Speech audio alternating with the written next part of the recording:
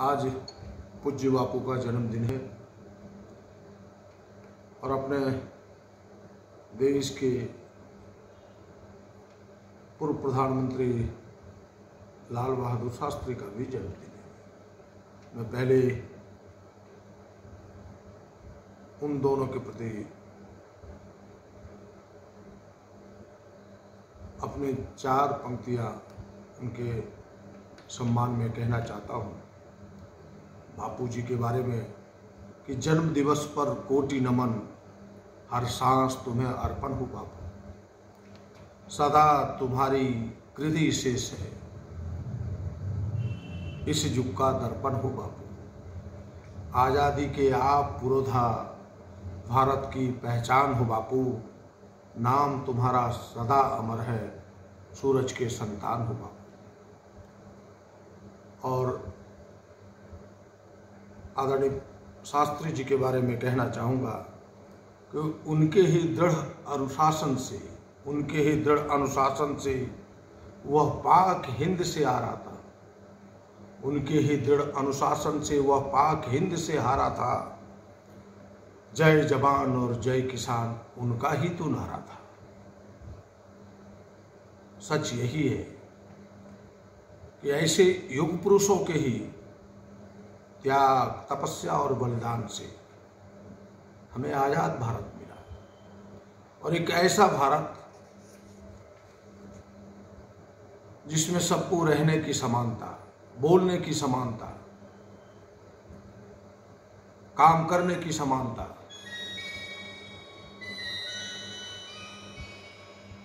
और इतना ही नहीं, आप कह सकते हैं कि अपने हक और अधिकार के लिए आपको लड़ने की स्वतंत्रता,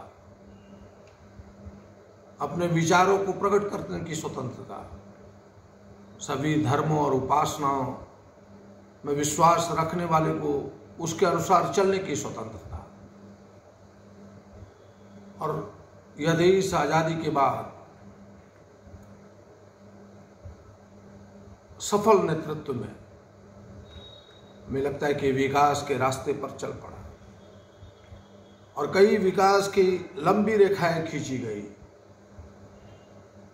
हम एक सशक्त देश के रूप में दुनिया के सामने उभरे,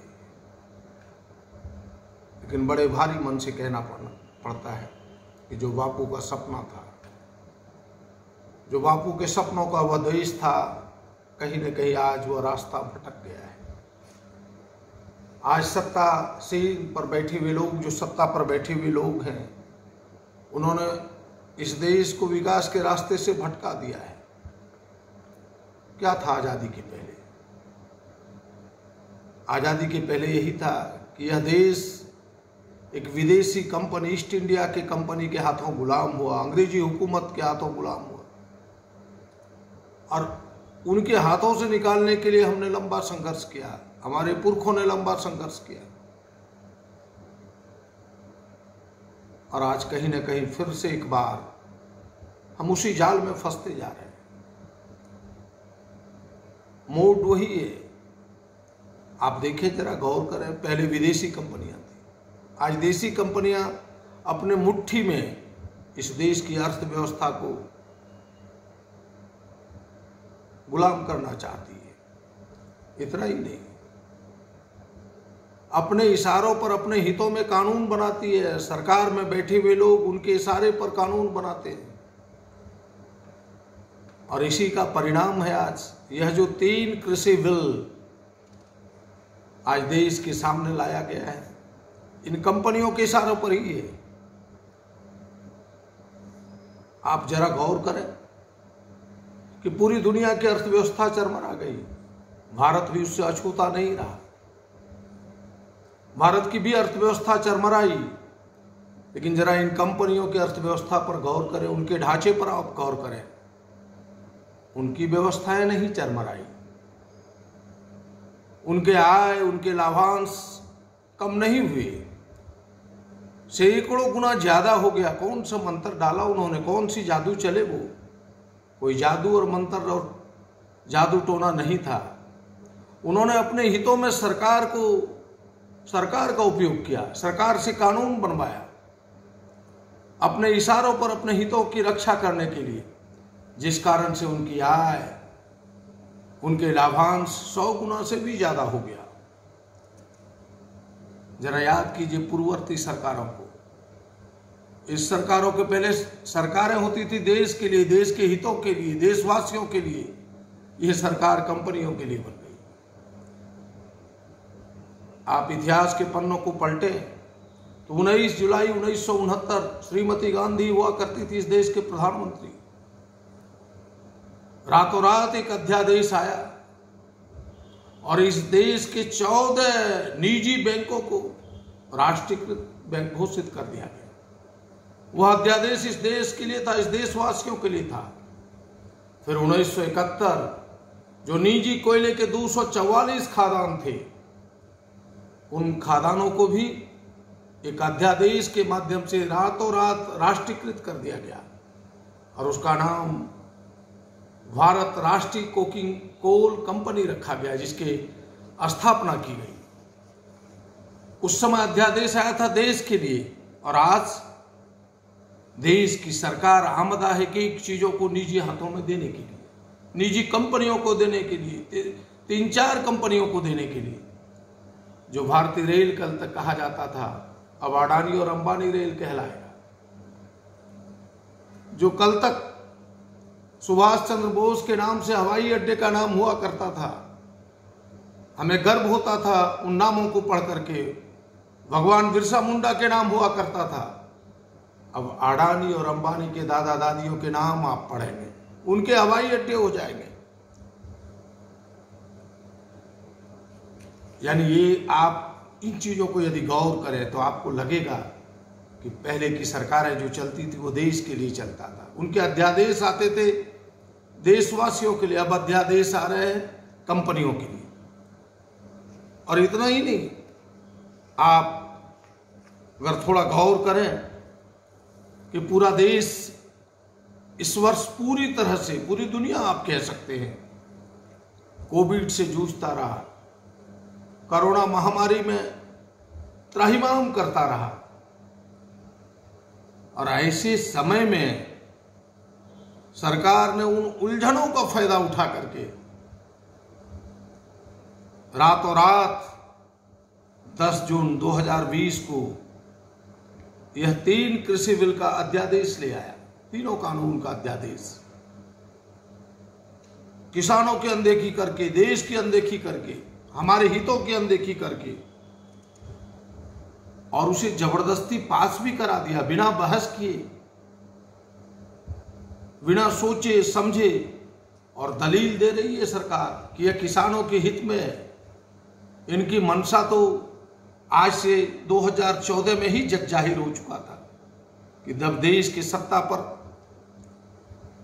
नरेंद्र मोदी जी प्रधानमंत्री के रूप में बैठे, तो उसी समय यह जग जाहिर हो गया उनका मंशा कि पहला उन्होंने अध्यादेश लाया था भूमि अधिग्रहण कानून 2013, जो किसानों के हित में था, उसे कंपनियों के हित में बनाने के लिए। उस समय पूरी दुनिया आश्चर्यचकित हो गया कि रातों रात इस प्रकार का अध्यादेश। लेकिन देश सौभाग्यशाली था, हम सब सौभाग्यशाली थे। उस समय उनके पास बहुमत नहीं था, और बहुमत नहीं रहने के कारण उस अध्यादेश को वो कानून का रूप नहीं दे सका। आज तो उनके पास बहुमत है, उस बहुमत का दुरुपयोग करके, हमारे हितों की अनदेखी करके इस तीनों बिल को उन्होंने कानून का, इस तीनों अध्यादेश को कानून का रूप दिया है। और दलील देती है भारतीय जनता पार्टी के लोग, दलील देते हैं, सरकार में बैठे हुए, शीर्ष पद पर बैठे हुए लोग दलील देते हैं, अखबारों के सुर्खियों में आकर के अपने बातों को छपाते हैं कि नहीं यह किसानों के हित में है। मैं थोड़ा सा प्रकाश डालना चाहता हूं उस पर कि बताए, कोई जवाब दे कि कैसे किसानों के हित में है। क्या आपने कभी सोचा? आप कह रहे हैं कि नहीं हमने किसानों को स्वतंत्र कर दिया इस कानून के माध्यम से, अपनी उपज को वो स्वतंत्र भाव से बेच पाएंगे। आपने किसानों को स्वतंत्र नहीं किया। किसान कब प्रतंत्र था? किसान तो अपनी उपज को बेचने के लिए पहले से ही स्वतंत्र थे। आपने कंपनियों को उनकी मजबूरी का फायदा उठा करके खरीदने के लिए स्वतंत्र कर दिया। किसान तो मजबूर होकर के औने पौने दाम में अपने अनाज बेचते हैं। अगर आपको इतनी ही स्वतंत्रता देनी है तो आप कानून में यह प्रावधान कीजिए कि मिनिमम सपोर्ट प्राइस यानी एमएसपी से कम दाम पर कोई कंपनी खरीदारी नहीं करेगी। तब ये बात समझ में आती कि आपने किसानों के हितों की रक्षा करने का प्रयास किया है। दूसरा, आपने जो कल तक भंडारण पर रोक था, आवश्यक वस्तु अधिनियम था, उसको समाप्त कर दिया। ये तो पहले से व्यापारी, पहले से पैसे वाले लोग इस भंडारण करके इस कड़े कानून के बावजूद भी महंगे दामों पर किसानों से सस्ते खरीद कर लोग उपलब्ध कराते थे। अब तो आपने इस कानून को समाप्त कर दिया। अब तो बड़ी बड़ी कंपनियां अपनी पूंजी को लगा करके भंडारण करेगी अनाज, किसानों के उपज का, अनाज का, उनकी वस्तुओं का, उनके खेतों में उपजे हुए चीजों का, और फिर मनमाने तरीके से वो बाजार में लोगों तक उपलब्ध कराएगा। फिर तीसरा, आपने उसमें कॉन्ट्रैक्ट फार्मिंग मिला दिया। आप जरा बताएं कि कंपनियों के सामने कौन से किसान टिक पाएंगे? ऊंचे दामों पर लोगों के बड़े बड़े खेतों को, बड़े बड़े मौजे को अपने कब्जे में कर लेगा, एक एक गांव की पूरी जमीन कब्जे में कर लेगा। किसान केवल मजदूर बन के रह जाएगा। इसीलिए इस गांधी जी की जयंती पर, बापू की जयंती पर मैं कहना चाहता हूं, ये बड़े हम सब खतरनाक दौर से गुजर रहे हैं। अगर खेती और किसानी गुलाम हुआ तो देश की अर्थव्यवस्था गुलाम होगी, और देश की अर्थव्यवस्था गुलाम हुआ तो फिर से एक बार, पहले विदेशी कंपनियों के हाथों में देश गुलाम था, देसी कंपनियों के हाथ में गुलाम होगा। आइए, आदरणीय राहुल जी ने पूरे देश में लोकतांत्रिक तरीके से इस काले कानून के विरोध में, किसानों के हित में, देश के हित में एक लड़ाई छेड़ी है। हम सब उनको सहयोग करें और अपने हक अधिकार के लिए, इस देश की किसानी खेती को बचाने के लिए, देश की अर्थव्यवस्था को बचाने के लिए, क्योंकि आपको पता होना चाहिए कि इनकी नजर इसलिए इस अर्थव्यवस्था पर है, इन कंपनियों का, उसके कारण सिर्फ इतना है कि उद्योग धंधे मंद हो चुका है, उद्योगों के विकास के दर मंद हो चुके हैं, मंदा हो चुका है। अब अर्थव्यवस्था उसी की टिकी रहेगी जो खेती और किसानी पर निर्भरता है, उसको भी अपने कब्जे में करना चाहता है। इसीलिए हमने कहा कि किसानी और खेती यदि गुलाम हुआ तो देश की अर्थव्यवस्था गुलाम होगी, और देश की अर्थव्यवस्था यदि गुलाम हुआ तो यह देश पहले विदेशी के हाथों गुलाम था, फिर देसी लोगों के हाथों गुलाम होगा। इसके विरुद्ध हमें संघर्ष करना है। आइए, बापूजी का जन्मदिन है, फिर से एक बार मन में बापूजी के विचारों की उपज कीजिए और इस लड़ाई को साकार कीजिए, अपने हक और अधिकार को और देश को गुलाम होने से बचाइए। आप सबको धन्यवाद।